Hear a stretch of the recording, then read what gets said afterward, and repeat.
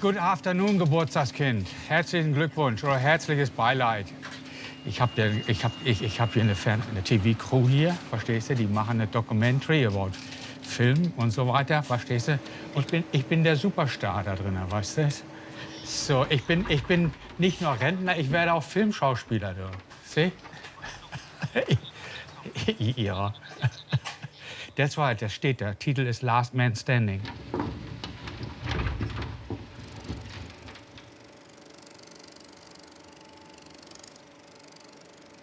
I hate movies.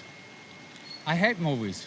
I have to work with them. And if I basically have watched and experienced the hard work is going in to create a movie, and I have to do my work, it could put a lot of pressure on me.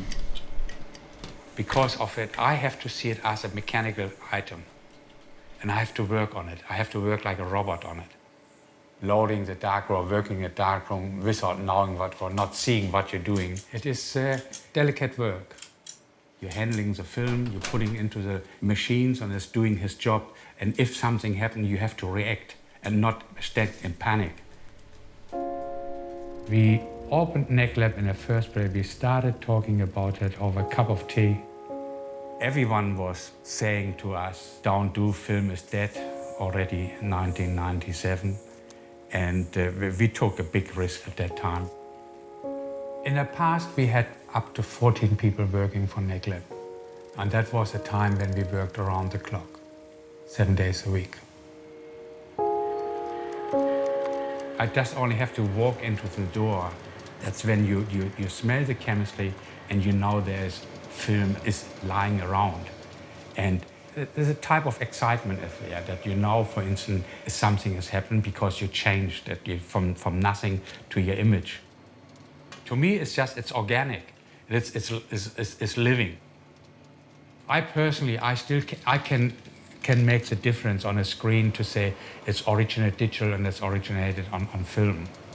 But I do know also that I'm standing there on my own. We closed completely in 2011, first time, for commercial reasons.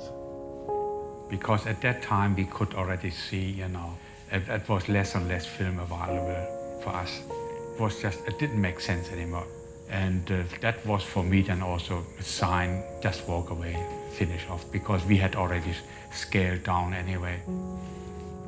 Being involved in engineering-wise, manufactured all this equipment, and I could not throw it out.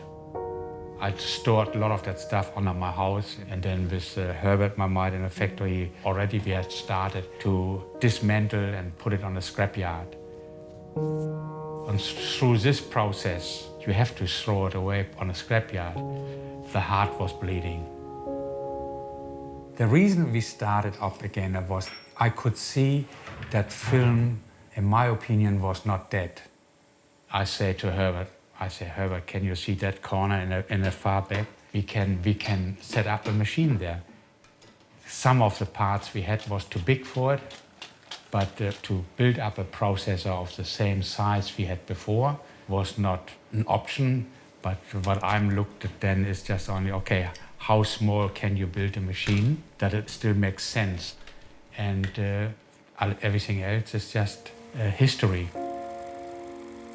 Even if I personally, I can see today, there is, especially with the young generations, there's a return and there's more and more interest. But there is not enough interest in this country, I believe, that we can say there is a future.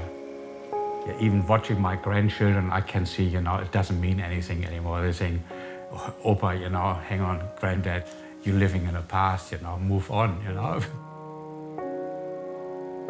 If NECLAB closed today or tomorrow, it would be the end for film processing in Australia.